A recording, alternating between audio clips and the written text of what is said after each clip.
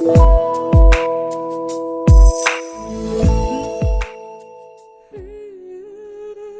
lembidu yangoi sanaga wari sanaba loiraga mamabu koithi thirei. Bema ima sakhum de laiye nangbu college sarkadoiro. Yangoi sana hoigi khatondo nupi se leye adugi ma chatlore hai adu nai su chatlaroi. Haima phare phare. Chak lama bro nangbo kari haige. Laisi lembi dining table da hai khoknaba thangdo sumpai sanaraga hairei. Kaino mangi toba. Paisagi di aingonda leite napada hairusu. As paisagi nateba. Sum wama. Mamado masada mamai leithok yenglei. Aduga gas do mai kitang leitharamlaga masagi manakta sanglaktuna hairei. Kari haining banone nangbo. Mama aina ne bamonu pada yum pankradi noi saugadra. Imai pema aduro nang ngasai dagi mihunga senga sengum na kai tawi dia adugi oire. Mahayo ba. Karino isa ningol ani suba nate miyamang na saung no hongdori ni kaino. Adudanya makoy ba mo ni mungdinya amanga sengyam na kai basigi amuksu khandaba nate.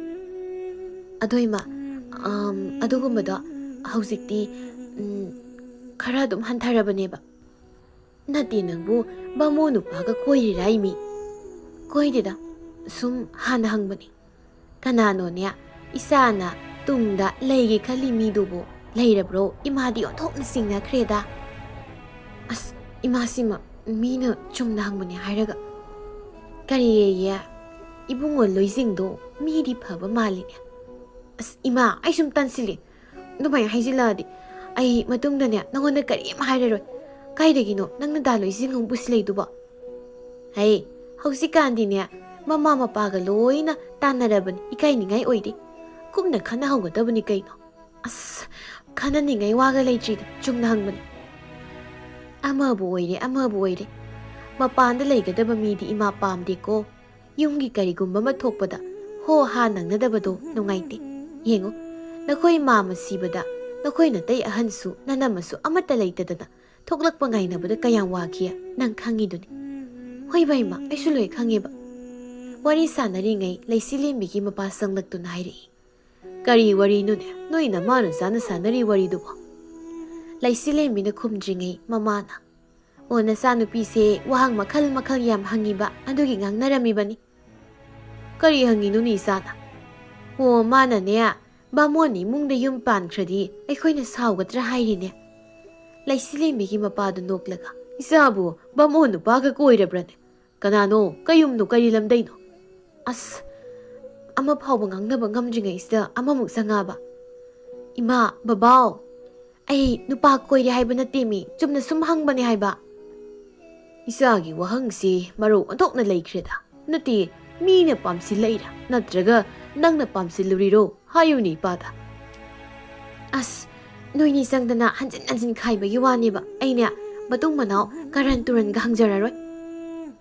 Kai ba natin nang ikoy gata nadradi kana gata nadawri ha. Nama nami singduna kayam singdawri ikoy di nakoy na tengnarakadawri ba singsi loy kraba ngaktanina apapata pum na makhangdabani. Noy na khalibu ikoy si sumay na dum ahal loyraga layraklabani kay na khalini si. Nupi koy ba nupa koy bagidi napa ingondagi tamzagadaba parayam lairibani. Makoy babagi ay nalay saringay ay koy yena kada lumingay ay koy mana kuzumay silaktana pumchot-chotana ay koy tasawgi purit amalilaga satkibado. Adugi maduy paraduro nasasingda taktawribo. Ay maduy wadu palakano ne angang mamang sida mamanang si untuida ko. Nang nanumito dalit kiba purito ay koy tasawna yam pamsana lit pa purit ni. Ay na di nang nanong mo ni layraga tilaga dry na kanba adum tilaki jedana. Jin bagi tila amakanda ay koy tasawna as hay kibado hausik pao kaudri. Iba ay nagkari harami ba? Isan diya purit po kiba nupado ontok na pablo na malida ko o sini kayo. Tok ni kay zareta. Nang buo nahanahay bayadro jayraw ba da purito karayam nik layraga piram ni dana. Hay ma. Hausik taning singlak pagi haiba ni karino makoy baba. Adubo haiba. ꯑꯩꯅ ꯅꯍꯥꯟꯗꯒꯤ ꯅꯨꯄꯤ ꯃꯌꯨꯝꯅꯦꯅ ꯃꯨꯛꯇꯅ ꯆꯠꯂꯝꯃꯤꯁꯤꯗꯤ ꯐꯨꯔꯤꯠ ꯑꯃꯗ ꯏꯖꯠ ꯇꯥꯔꯝꯃꯦ ꯍꯥꯏꯕꯅꯤꯗ꯫ ꯂꯩꯁꯤꯂꯦꯝꯕꯤꯗꯨ ꯅꯣꯛꯂꯒ ꯋꯥꯔꯤꯗꯨ ꯇꯥꯔꯤ ꯃꯄꯥꯅ꯫ ꯏꯕꯥꯏ ꯍꯟꯗꯤ ꯈꯔꯕꯨ ꯐꯔꯤ, ꯏꯕꯥꯏ ꯏꯆꯥꯗꯨꯅꯤ ꯐꯔꯛ ꯌꯥꯝ ꯇꯥꯈ꯭ꯔꯤꯁꯤ ꯃꯇꯝꯗꯨꯗ꯫ ꯑꯩꯈꯣꯏ ꯇꯥꯇꯣꯟꯒꯤ ꯆꯩꯗꯤ ꯐꯅꯌꯥꯝ ꯆꯥꯔꯛꯄꯅꯦ ꯑꯩꯁꯨ ꯈꯪꯉꯤ ꯃꯈꯣꯏ ꯕꯕꯥꯁꯤ꯫ ꯅꯊꯧꯗꯨꯗ ꯅꯨꯡꯉꯥꯏꯇꯗꯅ ꯑꯩꯁꯨ ꯂꯩꯔꯒꯦꯗ ꯍꯥꯏꯗꯅ ꯍꯦꯛ ꯂꯩꯔꯛꯄꯅꯤ꯫ ꯏꯕꯥꯏꯒ ꯌꯥꯝꯅ ꯂꯨꯅ ꯇꯤꯟꯅꯕ ꯀꯔꯤꯕ ꯃꯃꯤꯡꯗꯣ? ꯊꯥ ꯁꯥꯃꯨꯔꯣ?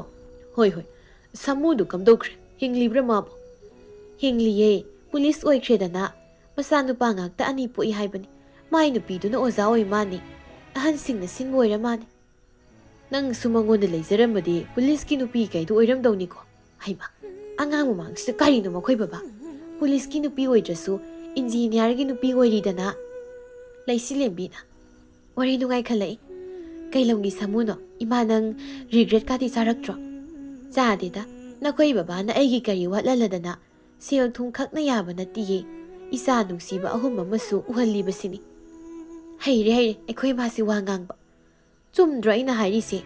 ꯆꯨꯝꯃꯦ ꯆꯨꯝꯃꯦ꯫ ꯑꯁꯤ ꯍꯥꯏꯗꯨꯅ ꯃꯈꯣꯏ ꯄꯨꯟꯅ ꯅꯣꯛꯃꯤꯟꯅꯩ꯫ ꯁꯅꯥꯇꯣꯝꯕꯒꯤ ꯅꯨꯄꯤꯗꯨ ꯃꯌꯨꯝꯗ ꯑꯣꯏꯅ ꯄꯨꯔꯛꯂꯤ꯫ ꯌꯨꯝꯗꯨꯗ ꯍꯦꯛ ꯆꯪꯕꯒ ꯅꯨꯄꯤ ꯑꯗꯨ ꯀꯥꯆꯤꯟ ꯀꯣꯌꯥ ꯃꯃꯤꯠꯇꯨꯅ ꯀꯣꯌꯦꯡ ꯌꯦꯡꯉꯤ꯫ ꯐꯛꯂꯥꯡꯗ ꯊꯦꯠꯂꯤꯕ ꯂꯥꯏꯒꯤ ꯄꯤꯛꯆꯔꯁꯤꯡ ꯊꯝꯂꯤꯕ ꯄꯣꯠꯁꯤꯡꯗꯨꯗꯅꯤ ꯍꯦꯟꯅ ꯃꯨꯟꯅ ꯌꯦꯡꯂꯤꯕ꯫ ꯁꯅꯥꯇꯣꯝꯕꯒꯤ ꯀꯥꯗꯨꯗ ꯄꯨꯁꯤꯜꯂꯛꯂꯦ ꯂꯩꯃꯅ ꯍꯥꯏꯔꯛꯏ꯫ ꯁꯤꯗ ꯂꯩꯔꯝꯃꯨꯀꯣ, ꯏꯆꯦ ꯐꯤ ꯍꯣꯡꯗꯣꯛꯅꯅꯕ ꯑꯝꯇ ꯂꯧꯔꯨꯈꯤꯒꯦ꯫ ꯍꯣꯏꯅꯤ ꯃꯥꯏꯅꯤ ꯑꯃꯠꯇ ꯍꯥꯏꯔꯛꯇꯦ ꯅꯨꯄꯤ ꯑꯗꯨ ꯇꯨꯃꯤꯟ ꯑꯗꯨꯃꯛ ꯂꯦꯞꯂꯒ ꯂꯩꯍꯧꯏ꯫ ꯂꯩꯃꯁꯨ ꯊꯣꯏꯗꯣꯛꯅ ꯈꯟꯖꯤꯜꯂꯨꯕ ꯇꯧꯗꯅ ꯃꯈꯣꯏꯒꯤ ꯀꯥꯗ ꯆꯪꯂꯛꯂꯦ꯫ ꯑꯗꯨꯒ ꯃꯥꯒꯤ ꯎꯄꯨꯗꯒꯤ ꯐꯤ ꯐꯅꯦꯛ ꯂꯧꯊꯣꯛꯅ ꯃꯆꯥꯅꯨꯄꯤꯗ ꯍꯥꯏꯔꯛꯏ꯫ ꯅꯪꯁꯨ ꯉꯥꯏꯍꯥꯛ ꯊꯣꯛꯂꯒ ꯋꯥꯔꯤꯒꯥꯗꯨ ꯁꯥꯕꯤꯔꯨꯁꯣ꯫ ꯀꯩ ꯋꯥꯔꯤ ꯁꯥꯎ ꯍꯥꯏꯅꯣ? ꯑꯩ ꯇꯜꯂꯤꯗ ꯊꯣꯛꯄ꯫ ꯊꯣꯛꯄ ꯇꯜꯂꯦꯗꯅ ꯁꯨꯝ ꯂꯩꯕ ꯌꯥꯗꯧ ꯅꯠꯇꯦꯅꯦ꯫ ꯆꯪꯉꯣ, ꯆꯥꯛ ꯏꯁꯤꯡꯒꯁꯦ ꯀꯔꯝꯍꯥꯏꯅ ꯇꯧꯕꯅꯣꯅ ꯈꯔ ꯍꯪꯉꯨꯁꯨ꯫ ꯍꯪꯉꯣꯏ, ꯍꯅꯨꯕꯤꯒꯤ ꯃꯅꯥꯎꯅꯨꯄꯤ ꯃꯆꯥ ꯃꯁꯨ ꯂꯣꯏꯅ ꯂꯥꯛꯈꯤꯕꯅꯤ, ꯃꯍꯩ ꯇꯧꯖꯅꯤ꯫ ꯑꯩ ꯍꯦꯛ ꯆꯪꯉꯨꯕꯗ ꯔꯥꯃꯥꯌꯟꯗꯒꯤꯅ ꯃꯍꯥꯚꯥꯔꯠ ꯐꯥꯎꯕꯒꯤ ꯋꯥꯔꯤ ꯂꯤꯗꯅ ꯂꯩꯔꯗꯣꯏꯅꯤ꯫ ꯃꯁꯨ ꯅꯨꯄꯤ ꯑꯃ ꯑꯗꯨ ꯑꯣꯏꯔꯦ ꯑꯗꯥ ꯇꯧꯔꯦꯗꯅ ꯍꯩꯅꯗꯦ ꯏꯃꯥ ꯑꯩ꯫ ꯍꯩꯃꯥ, ꯑꯍꯜ ꯍꯥꯏꯁꯤꯗꯤ ꯑꯍꯜꯅꯤꯅꯦ, ꯈꯔꯁꯨ ꯉꯥꯡꯕ ꯇꯥꯕꯅꯤ꯫ ꯑꯗꯨꯒ ꯃꯆꯦꯒꯤ ꯃꯅꯥꯎꯅꯤ ꯀꯩꯅꯣ? ꯌꯥꯡꯒꯣꯏ ꯁꯅꯥꯗꯣ ꯃꯃꯥꯒꯤ ꯑꯀꯣꯟꯕꯒꯤ ꯋꯥꯍꯩꯗꯨꯗ ꯅꯣꯛꯐꯦꯠ ꯇꯧꯔꯛꯏ꯫ ꯂꯩꯃꯁꯨ ꯊꯣꯛꯈ꯭ꯔꯦ꯫ ꯂꯩꯃꯅ ꯆꯪꯉꯛꯄꯗꯁꯨ ꯅꯨꯄꯤꯗꯨ ꯐꯝꯗꯕꯤ ꯀꯥꯗꯨꯗ ꯂꯩꯔꯤꯕ ꯄꯣꯠꯆꯩꯁꯤꯡꯗꯨ ꯌꯦꯡꯗꯨꯅ ꯂꯩꯔꯝꯂꯤꯕꯗꯨ ꯎꯏ, ꯑꯗꯨꯕꯨ ꯇꯞꯅ꯫ ꯏꯕꯦꯝꯃꯁꯦ ꯐꯤ ꯍꯣꯡꯉꯨꯁꯦ꯫ ꯅꯨꯄꯤꯗꯨ ꯃꯃꯥꯏꯗꯨ ꯂꯩꯊꯣꯔꯛꯏ꯫ ꯑꯗꯨꯒ ꯂꯩꯃꯗꯒꯤ ꯐꯤꯒ ꯐꯅꯦꯛꯀꯗꯨ ꯂꯧꯔꯒ ꯍꯣꯡꯗꯣꯛꯈꯤ ꯂꯩꯃꯅ꯫ ꯅꯈꯣꯏꯒꯤꯗꯤ ꯏꯆꯤꯜ ꯏꯅꯥꯎ ꯀꯌꯥꯅꯣ? ꯑꯩꯈꯣꯏ 4ꯅꯤ, ꯏꯕꯨꯡ ꯑꯃ, ꯏꯆꯦ ꯑꯃ, ꯑꯗꯨꯒ ꯏꯄ꯭ꯋꯥ ꯅꯨꯄꯥ ꯑꯃꯒ꯫ ꯌꯨꯝ ꯀꯩ ꯂꯣꯏꯅ ꯄꯥꯜꯂꯕ꯭ꯔꯣ ꯃꯣꯏꯗꯤ? ꯏꯆꯦꯗꯣ ꯅꯟ ꯃꯅꯤꯄꯨꯔꯤ ꯑꯃꯗ ꯄꯥꯟꯈ꯭ꯔꯦ꯫ ꯇꯥꯃꯣꯁꯨ ꯑꯁꯥꯃꯤꯁ ꯑꯃ ꯂꯧꯏ꯫ ꯃꯆꯥꯅꯨꯄꯤ ꯑꯃ ꯂꯩꯔꯦ, ꯑꯁꯥꯝꯗ ꯂꯩꯌꯦ꯫ ꯑꯩꯈꯣꯏ ꯏꯅꯝꯃꯗꯣ ꯃꯊꯟꯇ ꯄꯣꯛꯄꯒꯤ ꯃꯣꯏꯒꯤ ꯕꯤꯖꯤꯅꯦꯁ ꯆꯥꯎꯅ ꯇꯧꯕꯗꯣ ꯊꯥꯗꯣꯛꯑꯝꯕ ꯌꯥꯗꯕꯒꯤ꯫ ꯑꯗꯨꯗꯤ ꯅꯪꯒ ꯅꯧꯄꯥ ꯅꯨꯄꯥꯒꯗ ꯂꯩꯔꯕꯀꯣ? ꯅꯕꯥꯅꯤꯗ ꯉꯥꯏꯔꯕ? ꯍꯣꯏ, ꯑꯗꯨꯃꯥꯏꯅ ꯍꯥꯏꯇꯥꯔꯦ꯫ ꯑꯗꯨ ꯏꯆꯦ, ꯀꯔꯤ ꯍꯥꯏꯅꯤꯡꯒꯦ ꯅꯪꯕꯨ? ꯀꯩꯁꯨ ꯍꯥꯏꯗꯦꯗ꯫ ꯐꯔꯦ ꯐꯔꯦ, ꯉꯥꯏꯍꯥꯛ ꯐꯝꯃꯝꯃꯨ, ꯏꯆꯥ ꯅꯨꯄꯤꯗꯨ ꯀꯧꯔꯛꯀꯦ꯫ ꯑꯩ ꯑꯁꯣꯝꯒꯤ ꯊꯕꯛ ꯑꯃꯨꯛꯇ ꯌꯦꯡꯂꯨꯈꯤꯒꯦ꯫ ꯍꯣꯏ ꯏꯆꯦ꯫ ꯅꯨꯄꯤꯗꯨ ꯂꯩꯍꯧꯔꯦ꯫ ꯂꯩꯃ ꯀꯥꯗꯨꯗꯒꯤ ꯊꯣꯛꯂꯛꯄꯗ ꯌꯥꯡꯒꯣꯏ ꯁꯅꯥꯅ ꯆꯪꯂꯛꯄꯒ ꯊꯦꯡꯅꯔꯦ ꯃꯃꯥꯗ꯫ ꯈꯣꯏ ꯈꯥꯇꯣꯟꯒꯤ ꯀꯥꯗ ꯂꯩꯍꯧꯕ꯭ꯔꯥ? ꯂꯩꯍꯧꯕꯅꯤ, ꯋꯥꯔꯤꯒ ꯈꯔ ꯁꯥꯕꯤꯔꯨꯁꯣ꯫ ꯍꯣꯏ꯫ ꯌꯥꯡꯒꯣꯏ ꯁꯅꯥ ꯆꯪꯂꯛꯇꯨꯅ, ꯏꯟꯗꯣꯝꯆꯥ꯫ ꯅꯨꯄꯤꯗꯨ ꯀꯞꯂꯝꯂꯤꯕ ꯑꯣꯏꯔ ꯃꯥꯜꯂꯤ, ꯃꯄꯤꯗꯨ ꯐꯠ ꯇꯩꯊꯣꯛꯈꯤ꯫ ꯌꯥꯡꯒꯣꯏ ꯁꯅꯥ ꯅꯠꯇ꯭ꯔꯣ? ꯑꯩꯈꯣꯏ ꯀꯀꯥꯅ ꯅꯪꯕꯨꯗ ꯍꯥꯏꯌꯦ꯫ ꯈꯣꯏ ꯈꯥꯇꯣꯟꯅ ꯑꯩꯒꯤ ꯃꯔꯝꯗꯒꯁꯨ ꯏꯟꯗꯣꯝꯆꯥꯗ ꯋꯥꯔꯤ ꯁꯥꯕ ꯑꯣꯏꯔꯦ꯫ ꯑꯗꯨ ꯏꯟꯗꯣꯝꯆꯥ, ꯈꯣꯏ ꯈꯥꯇꯣꯟꯒ ꯈꯪꯅꯕ ꯀꯌꯥꯝ ꯀꯨꯏꯔꯒꯦ? ꯀꯨꯏꯗ꯭ꯔꯤꯗ, ꯊꯥ 3 ꯉꯥꯏꯔꯤ꯫ ꯅꯪꯗꯤ ꯀꯔꯤ ꯀꯔꯤ ꯍꯣꯠꯅꯔꯤ? ꯒ꯭ꯔꯦꯖꯨꯑꯦꯁꯟ ꯇꯧꯔꯤ꯫ ꯁꯥꯏꯟꯁꯇꯔꯣ ꯑꯥꯔꯠꯁꯇꯔꯣ? ꯑꯥꯔꯠꯁꯅꯤ ꯏꯟꯗꯣꯝꯆꯥ꯫ ꯐꯩ꯫ ꯏꯟꯗꯣꯝꯆꯥꯅ ꯊꯕꯛ ꯇꯧꯔꯤꯁꯤꯅ ꯀꯥꯏꯗꯅꯣ? ꯁꯦꯟꯇ꯭ꯔꯦꯜ ꯑꯦꯒ꯭ꯔꯤꯀꯜꯆꯔꯦꯜ ꯌꯨꯅꯤꯚꯔꯁꯤꯇꯤꯗꯅꯤ꯫ ꯑꯣ꯫ ꯑꯅꯤꯗꯨ ꯋꯥꯔꯤ ꯑꯃꯨꯛ ꯏꯔꯩ ꯂꯩꯅꯗꯕꯗꯧꯅ ꯇꯨꯃꯤꯟꯅ ꯂꯩꯅꯩ꯫ ꯁꯅꯥꯇꯣꯝꯕ ꯅꯨꯄꯤ ꯆꯦꯜꯂꯛꯂꯦ ꯍꯥꯏꯗꯨꯗ ꯂꯩꯀꯥꯏꯒꯤ ꯃꯤ ꯃꯌꯥꯝ ꯑꯃꯁꯨ ꯌꯦꯡꯕ ꯂꯥꯛꯅꯔꯝꯃꯤ꯫ ꯅꯨꯄꯤ ꯑꯃꯅ, ꯏꯆꯟ, ꯅꯈꯣꯏ ꯅꯗꯣꯝꯆꯥꯁꯤꯗꯤ ꯅꯪꯒꯕꯨ ꯃꯁꯛ ꯌꯥꯝ ꯃꯥꯟꯅꯩꯅꯦ꯫ ꯌꯥꯡꯒꯣꯏ ꯁꯅꯥ ꯅꯣꯛꯂꯒ, ꯏꯅꯝꯃ, ꯑꯩꯕꯨ ꯑꯩꯈꯣꯏ ꯏꯟꯗꯣꯝꯆꯥꯗꯧꯅ ꯐꯖꯕ꯭ꯔꯥ ꯍꯥꯏꯁꯤꯕꯣ? ꯅꯈꯣꯏ ꯑꯕꯣꯛ ꯊꯧꯔꯥꯅꯤꯗꯤ ꯍꯔꯥꯎꯕꯅ ꯂꯣꯏꯔꯝꯃꯅꯤ꯫ ꯌꯨꯝꯒꯤ ꯃꯈꯥꯗ ꯉꯥꯏꯍꯥꯛꯇꯐꯥꯎ ꯂꯩꯈꯤꯗ꯭ꯔꯦ, ꯈꯥꯋꯥꯡ ꯈꯪꯗꯈꯩ ꯀꯣꯏꯆꯦꯟ ꯆꯦꯜꯂꯤꯁꯤꯅꯤ꯫ ꯈꯣꯏ ꯈꯥꯇꯣꯟꯁꯦ ꯑꯩꯅ ꯏꯟꯗꯣꯝꯆꯥ ꯄꯨꯁꯤꯜꯂꯛꯑꯣ ꯍꯥꯏꯀꯥꯟꯗꯗꯤ ꯑꯍꯜ ꯑꯣꯏꯔꯦ, ꯑꯩꯈꯣꯏ ꯇꯥꯃꯣꯗ ꯍꯥꯏꯌꯨꯅ ꯍꯥꯏꯔꯤꯕꯅꯤ꯫ ꯑꯕꯣꯛ ꯊꯧꯔꯥꯅꯤꯒꯤ ꯆꯀ꯭ꯔꯤ ꯈꯥꯡꯉꯝꯗꯕꯒꯤꯔ ꯅꯠꯇ꯭ꯔꯒ ꯈꯣꯏꯗꯣꯝꯆꯥꯒꯤ ꯄꯋꯥꯔ ꯅꯔꯥꯝꯗꯤ ꯁꯣꯏꯗꯅ ꯑꯣꯏꯔꯅꯤ ꯑꯅꯤꯃꯛ ꯄꯨꯟꯁꯤꯟꯈꯤꯕ ꯑꯣꯏꯗꯣꯏꯖꯥꯠꯅꯤ ꯑꯁꯨꯝꯅ ꯃꯌꯥꯝꯗ ꯅꯣꯛꯏ ꯑꯗꯨꯕꯨ ꯅꯨꯄꯤ ꯑꯗꯨꯗꯤ ꯅꯣꯛꯄꯗꯨ ꯌꯥꯎꯔꯛꯇ꯭ꯔꯤ ꯌꯥꯡꯒꯣꯏ ꯁꯅꯥꯁꯨ ꯀꯔꯤꯅꯣ ꯍꯥꯏꯅꯗꯤ ꯈꯜꯂꯤ ꯑꯗꯨꯒ ꯑꯃꯨꯛꯁꯨ ꯃꯤ ꯑꯅꯧꯕ ꯑꯣꯏꯕꯒꯤ ꯍꯩꯅꯗ꯭ꯔꯤꯕꯒꯤ ꯑꯣꯏꯔꯝꯕ ꯌꯥꯏ ꯍꯥꯏꯅ ꯑꯃꯨꯛꯁꯨ ꯈꯜꯂꯤ ꯂꯩꯀꯥꯏꯒꯤ ꯃꯧ ꯑꯃꯅ ꯑꯗꯣ ꯃꯧ ꯑꯅꯧꯕꯤꯁꯦ ꯃꯤꯡꯗꯤ ꯈꯪꯗ꯭ꯔꯤꯅꯦ ꯃꯦꯝꯊꯣꯏ ꯀꯧꯏ ꯇꯞꯂꯞꯅ ꯄꯥꯎꯈꯨꯝ ꯄꯤꯔꯛꯏ ꯀꯩꯌꯨꯝꯅꯦ ꯍꯥꯏꯕꯅꯣ ꯑꯅꯧꯕꯝꯅꯦ ꯍꯩꯃ ꯑꯅꯧꯕ ꯑꯣꯏꯔꯗꯤ ꯕꯤꯃꯣꯇꯤ ꯈꯪꯕ꯭ꯔꯣ ꯃꯥꯏ ꯅꯨꯄꯥꯗꯣ इलेक्ट्रिसिटी डिपार्टमेंट थबक तौबने खंगे अखोई मनिंगदगिनी इबुंग थोए माई नुपादो आइगा कॉलेज तमीनरईनी मादी मराइबक फख्रे होय फरे मालिकादो नोकमी नोकमी संगलकलगा नोय मया मौ येंगबा लाअमीरो होय अबोक थौरानी होरेन्या नोय कना कनानो नुपी थिनबदा ngak चलुसीदना चला लोइरे कइनो अबो अमनम अदुदी होरेन अबुक लासी हल्लसी चलगे हाइरिरने होय अबुक थौरानी होरेन अबुक लागे तोंबिया नंदी अखोय अमसिगा तौरगा कैथेल अबुक चटमिनरुसो तोंबीना अमा हाइदी कनानो अबुक थौरानी यांगोय सना नोइनो खुमले अखोय मागा चलुसो हाइरिनिदना हैमा इमाबो लैमसे अमसु कौबोइरे होय होय सटके सटके असी हाइरमलगा मौसिंदु थोख्रे मालिकाबु हैनदबननी अदुमना थुना सटख्रिबा चंगक हौजे अथु अकाइगी करिनो महंगबा वाइबा मुक चंगलकपा ngamloidoribani लंबीदनी मौ अमना अनौबीबुदी ओइरी हाइबबु मीदी कया फगदो मीदा मांदेको फट्रगा हनुबीसे ओटपा याब ओट खाइजरसनी कैनो उसी तबनैदी वानु मरोलम पिटलिब अमना मु ओकलगा खुमलै इसे लैमसे खांगबु याम कले आई होइरदिने अस सीदीदा खाखै थमदौनी नंगना मरोलमा कीरा कीरबु वांगकता ngang अदो नोइबु होरेन चटपदो यावखिद्रो आइदी यावररोय अंगांग अतोनबदो हयेंदगी परीक्षा हौदौरिनी इसे तोंबिया नंगदी यावदबु नुंगाइरोइनेको आइना सत्तोइसे मालिकाना हाइरकपगी ngaksu नति इसे लैमा होइगी खल्लगनी होय होय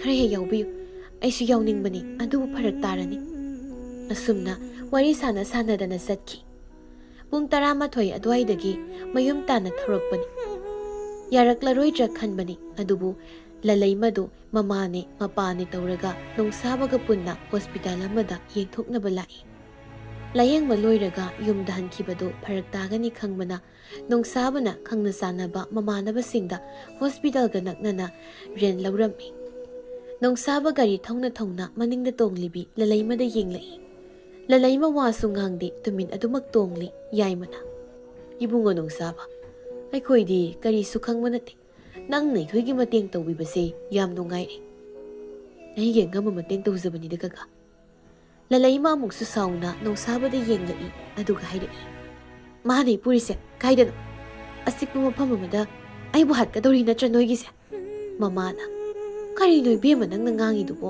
इसाबु करीगी हाटकदोइनो नंग नारीदो फाननबा डॉक्टर दे येंगबा सटपनी आई नाइदी कनाना हाइबा नोइनी नारीदी नोइबु लोइदा ngawrबो कनानो माना मसक खंगबा मिसु नतबसिदा नोइनी याम थाजरिबदो नसा नसागी ऑर्गन योन थोकसखिसनी गारी सिखाम खामोबा आइको मावरगे काइदे ngawबनो nganglaklibu wangang sangang du nongsabodo sauri sauri yarakta ngangla gaire aibu ngawbu gaire aini soroktanane lambi mayai thanambu ललैमगी मओंगदो करीदोम तौरकनी हाइबा खंगबना गारीदो लोक लोइना तौसिली खनबदुमकनी गारीदो हांगनबु होटनबदा ngamdraduna मिंगसेल अदुदा मखुना पोप पोप अमुक थाई उपाय लेरक्ट्रा माले गारी थौरिबा नोंसाबगी मसम लवाइदुदा फोइरई ममा मपा अनिमकना फना कन्ना होटनबनी अदुबु मखुदु थादो हाइबा सुक्या यारमते एक्सीडेंट थोकबा तारे हाइदुना नोंसाबसु गारीदो लंबी मताइदा थौजिलगा खामी गारीदो हेक खामबगा ललैमा मखुदु थादोकलगा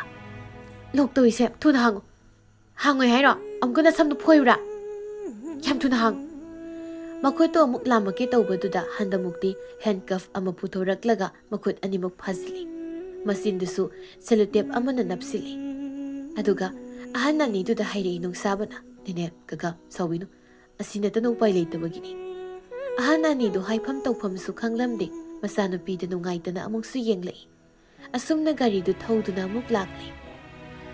Thabak halakpagi lambidani nganba street vendor da phamliba pot yolibi ima iben singdudagi pot laiduna lairingai mamanabi singa laklibi silai mabu urami.